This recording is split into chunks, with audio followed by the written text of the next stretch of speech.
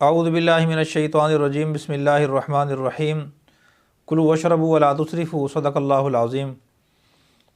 मेरे मोहतरम सामीन, जैसा कि आपको मालूम है, पिछले चंद दिनों से सेहत के उसूल में आपकी खिदमत में अर्ज़ कर रहा हूँ।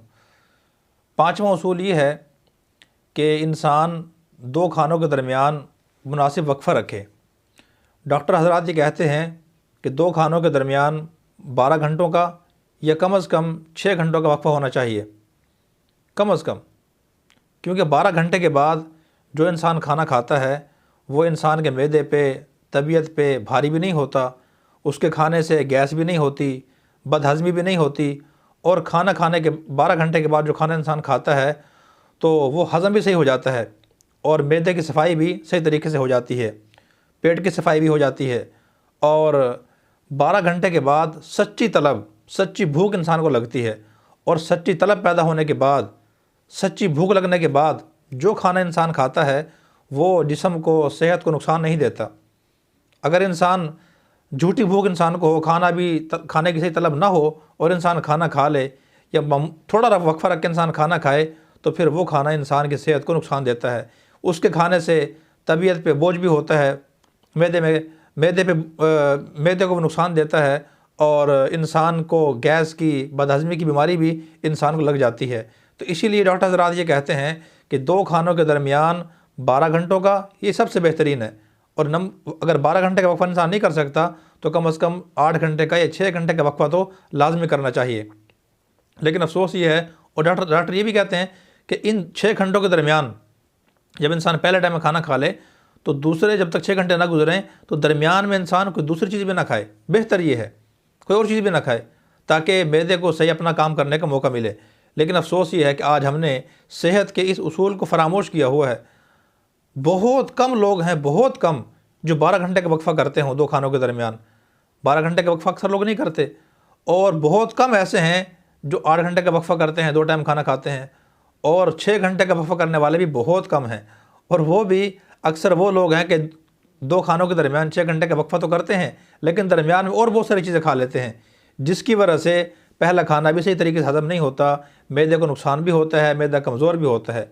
इसलिए दो खानों के दरमियान इंसान को 6 घंटों का, वगरना 8 घंटे, वगरना फिर कम से कम 6 घंटे का वक्फ़ा इंसान को लाजमी करना चाहिए। एक मिसाल देकर समझाता हूँ। बुज़ुर्ग ने बड़ी प्यारी मिसाल लिखी है, फरमाया कि देखें, इंसान के मैदे की मिसाल जो है मशीन के टब की तरह है। एक मशीन छोटी होती है, उसमें 3 सूट धुल सकते हैं, एक बड़ी होती है उसमें 4 धुल सकते हैं, फिर उससे बड़ी होती है उसमें 6-7 सूट भी एक टाइम में धुल सकते हैं, टब उसका बड़ा होता है। तो हमारे मैदे की मिसाल मशीन के टब की तरह है। अगर एक मशीन का टब छोटा है और उसमें इंसान 3 सूट इंसान धो सकता है, अगर उसमें हम 3 सूट डालेंगे तो वो सही तरीके से मशीन उसको साफ़ करेगी और धुल भी जाएंगे सही तरीके से। और अगर उसमें गुंजाइश 3 सूटों की है, हम उसमें डाल देते हैं 6 सूट, तो फिर कपड़े सही नहीं धुलेंगे। यही मिसाल मैदे की है। हमारे मैदे में गुंजाइश 2 रोटी खाने की है, 1 रोटी खाने की है, 1.5 रोटी खाने की है, हम उसमें डाल देते हैं 4 रोटियाँ, 6 रोटियाँ, तो फिर जैसे कपड़े सही नहीं धुलते तो हमारा खाना भी इसी तरीके से हज़म नहीं होगा और मैदे को नुकसान भी होगा, मैदा कमज़ोर हो जाएगा।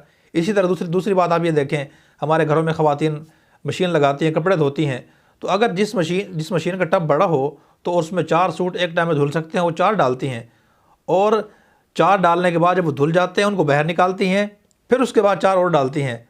इस तरीके से ये तरीका इख्तियार करने से पहले 4 सूट भी सही धुल जाते हैं और बाद वाले भी सही धुल जाते हैं। अगर वो उन 4 सूटों के होते हुए जो अभी तक सही नहीं धुले, अभी जिनको बाहर नहीं निकाला, मज़ीद 4 सूट डाल दें तो फिर पहले भी सही तरीके से साफ़ नहीं होते, धुलते भी सही तरीके से नहीं है, दाग भी नहीं उतरते और दूसरे भी नहीं धुलते। यही मिसाल मैदे की है।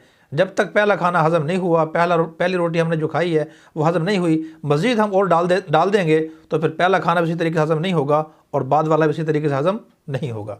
तो इसीलिए हमें खाना देख कर खाना चाहिए। आज हमारी सूरत हाल क्या है, इसी उसूल को सामने रखते हुए कि मैंने जैसा अर्ज़ किया कि 12 घंटे का वक्फ़ा रखना चाहिए या 8 घंटे का या 6 घंटे का। हम सुबह नाश्ता करके घर से निकलते हैं दुकान पे जाने के लिए, दफ्तर जाने के लिए, नौकरी पे जाने के लिए, स्कूल कॉलेज जहाँ भी हमारी ड्यूटी है, हमारी मसरूफ़ियत है, वहाँ हम जाते हैं, नाश्ता करके जाते हैं, और नाश्ते में अल्हम्दुलिल्लाह 4-5 चीज़ें हम खा के जाते हैं। जिनको अल्लाह पाक ने खुशहाली दी है वो ज़्यादा भी खा लेते हैं। तो अच्छी तरह नाश्ता करते हैं हम। नाश्ता करने के बाद, नाश्ता कितने बजे करते हैं? 8 बजे, या 9-10 बजे नाश्ता करते हैं हम, उसके बाद हम अपनी दुकान पे चले जाते हैं, दफ्तर में चले जाते हैं। तो वहाँ जाके फिर हम, कोई मेहमान आता है फिर चाय मंगवा लेते हैं, फिर और एक और मेहमान आता है फिर चाय मंगवा लेते हैं, उसकी मंगवाते हैं, साथ अपने भी मंगवाते हैं। ख़ास मेहमान आ जाए तो उसके लिए हम बिस्किट भी साथ मंगवा लेते हैं, बिस्किट भी खाते हैं, चाय भी पीते हैं। कुछ देर के बाद कोई फ्रूट वाला सामने से गुजर जाए, दफ्तर के सामने से या दुकान के सामने से, उससे फ्रूट ले खा लेते हैं। और बहुत सारी चीज़ें, समोसे, पकोड़े और बहुत सारी चीज़ें हम खा लेते हैं। अभी 2 नहीं बजते, 8 घंटे दूर की बात है, 12 घंटे दूर की बात है, 6 घंटे भी नहीं गुजरते, अभी 2 बजते हैं तो हमारा नौकर, हमारा मुलाजिम घर से जाके हमारा खाना ले आता है। उसमें गोश्त रोटी भी होती है, चावल भी होते हैं, सलाद भी, रायता भी। फिर उसके बाद हम बोतल भी पी लेते हैं, चाय भी पी लेते हैं। सारा दिन हमारा मैदा यूँ चलता रहता है और हम खाते रहते हैं, जिसकी वजह से हमारे मैदे को नुकसान होता है। और फिर दोपहर का खाना खाने के बाद कुछ करना नहीं है, रेस्ट भी नहीं करना, आराम भी नहीं करना, बल्कि फ़ौरन बैठ जाना है।